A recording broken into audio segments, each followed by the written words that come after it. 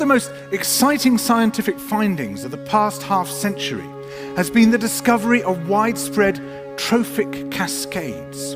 A trophic cascade is an ecological process which starts at the top of the food chain and tumbles all the way down to the bottom.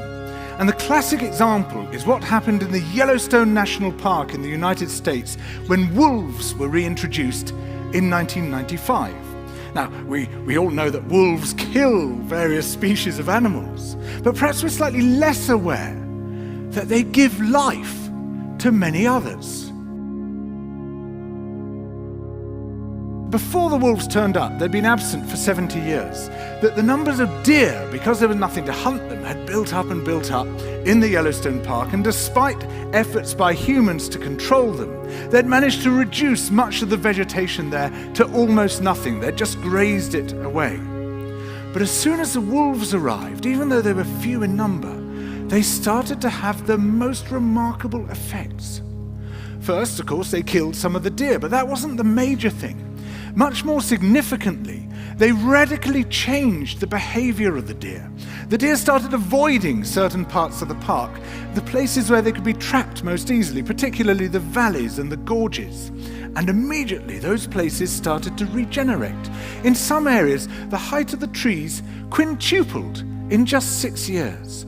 Bare valley sides quickly became forests of aspen and willow and cottonwood. And as soon as that happened, the birds started moving in. The number of songbirds, of migratory birds, started to increase greatly. The number of beavers started to increase because beavers like to eat the trees. And beavers, like wolves, are ecosystem engineers. They create niches for other species. And the dams they built in the rivers provided habitats for otters and muskrats and ducks and fish and reptiles and amphibians.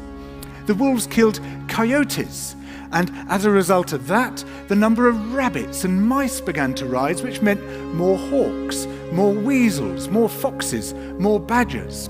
Ravens and bald eagles came down to feed on the carrion that the wolves had left. Bears fed on it too, and their population began to rise as well, partly also because there were more berries growing on the regenerating shrubs.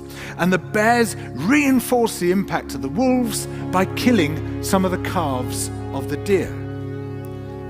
But here's where it gets really interesting. The wolves changed the behavior of the rivers. They began to meander less. There was less erosion. The channels narrowed, more pools formed, more riffle sections, all of which were great for wildlife habitats.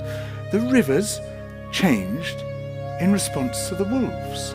And the reason was that the regenerating forests stabilized the banks so that they collapsed less often, so that the rivers became more fixed in their course. Similarly, by driving the deer out of some places and the vegetation recovering on the valley sides, there was less soil erosion because the vegetation stabilized that as well. So the wolves, small in number, transformed not just the ecosystem of the Yellowstone National Park, this huge area of land, but also its physical geography.